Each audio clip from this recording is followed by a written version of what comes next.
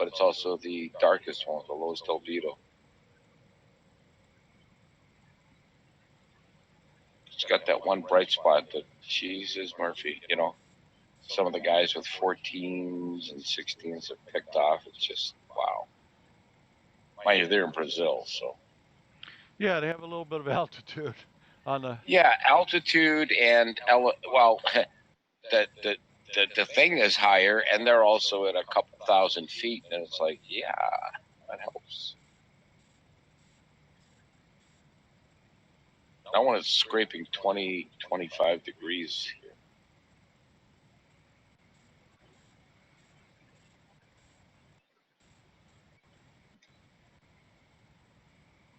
One of my buddies is going to be going to the eclipse next month. Chile? Yeah. Yep. Mendoza. Well, Mendoza. I have a buddy in Mendoza. That's actually, technically, that's Argentina, yeah. He says it's going to be like just, he's a shadow's width away from, you know, the swath. Mm-hmm. It's like, he's saying he's going to get 96%. I'm going, well, you know what? Get in your car, drive north. How much, like what, 50, 100 miles? And you could sit through the shadow, right? For a few minutes. Because that's not something I've ever seen or probably ever. Well, no, that's not so true. 2024. Yeah, 2024, it's going to cut through Niagara, like my old farm. But I have this feeling that's not even going to be there in 2024, the way things are going. She's like 92, going on 93. And well, that one will be number 6 for me. No, but to actually, it would be actually worth it to drive and sit through the, you know, totality shadow. That Yes, it will be worth it. That should be something, and somehow not just one, but multiple cameras to say, here's what it looked like as it came up, over, during, went away, and then somebody doing totality. And Ganymede's on the surface now. it is just about at contact, yeah. Because I can't see it in my bloat. Well, there it is. Well, just a yeah, little, see, a little dimple. Just a little dimple. Well, there. you know what? Don't forget that guy's still 3,000 miles wide. So, yeah. And there's still a gap between on my stellarium. Wait, let me just go tick tick.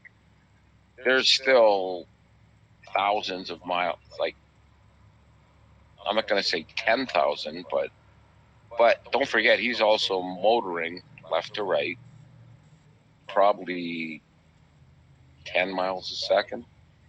Mm-hmm. Iowa's motoring faster, just down lower by 1,000,000 miles.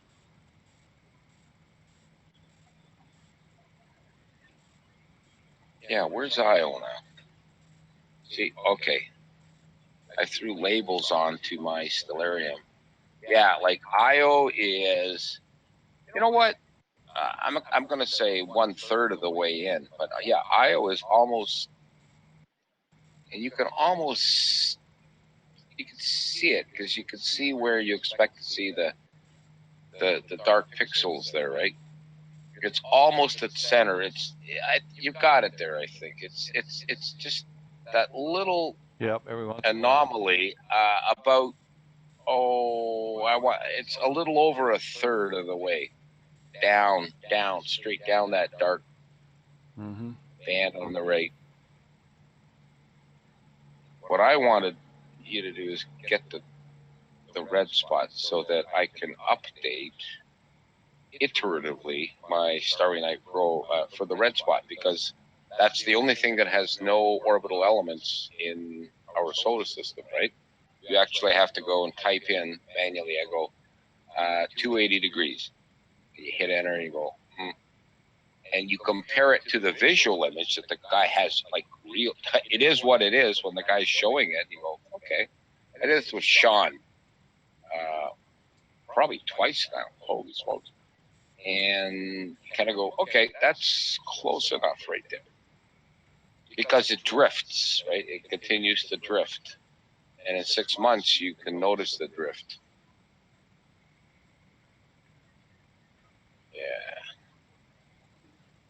Yeah, Ganymede's about maybe 4,000 or 5,000 miles off the edge.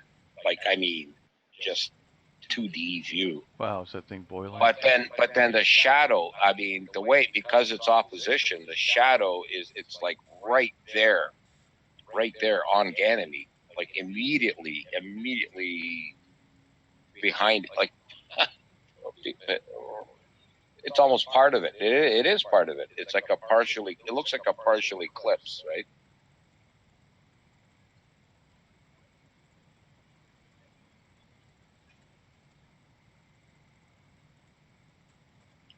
Let's see, 10 miles a second.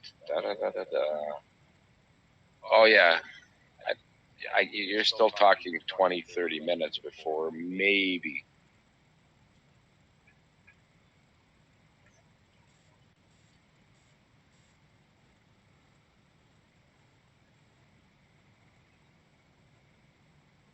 But as this gets higher, assuming no more worse cloud activity,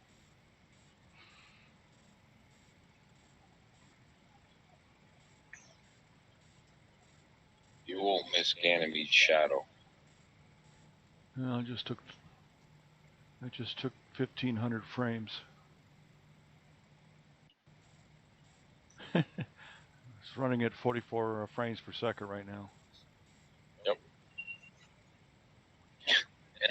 And then you'll go, wow, what's that? You'll pull out this weird looking half moon shaped thing and go, oh, that's Io.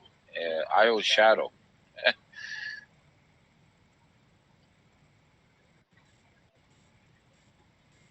I'm zoomed in the stellarium pretty. Well, the seeing, I mean, the right seeing now. is so bad. Yeah, those high clouds. No, it's looking through so much atmosphere.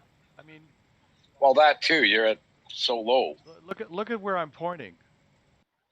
I saw that. I'm looking out my window right now. I'm looking at the same Jupiter you are, basically, except mine's higher, and it's just in that little gap between the 20-degree pine trees. So you know what I mean. But it is actually it was fairly decent night. I was going to mention to Chris. I said, I said, did you see that cloud to the north? I wonder, is that indicative of what's going on, or? All right, I'm going to take another snapshot.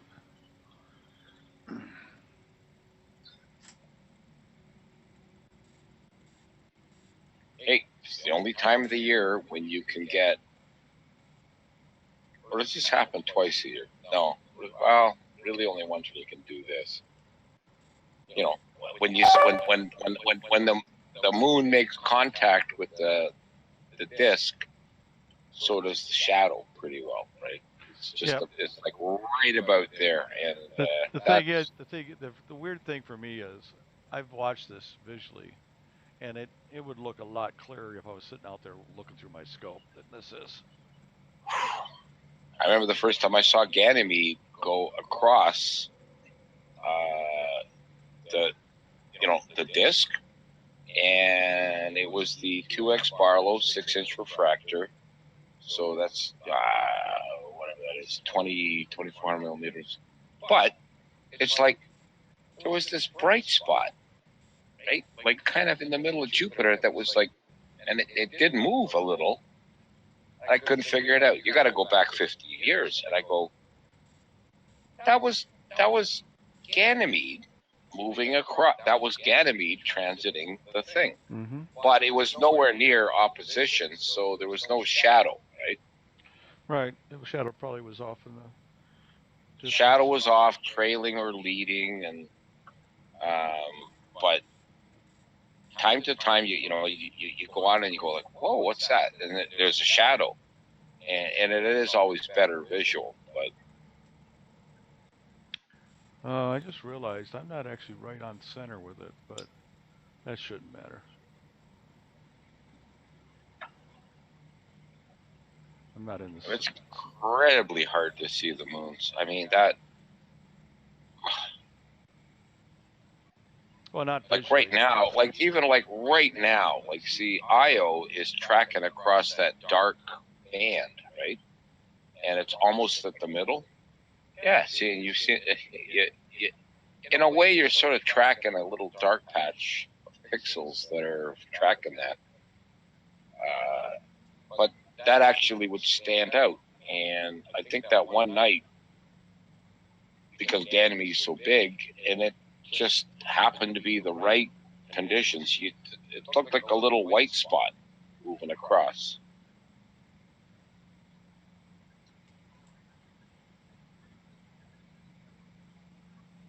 See, that's what sucks. I mean, it's doing like 10 miles a second. Come on. And we're waiting for it to come on, make contact, please.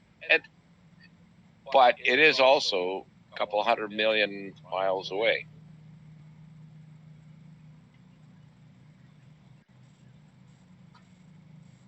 Which technically means that it has already made contact in shadow. We just haven't seen it yet. Right.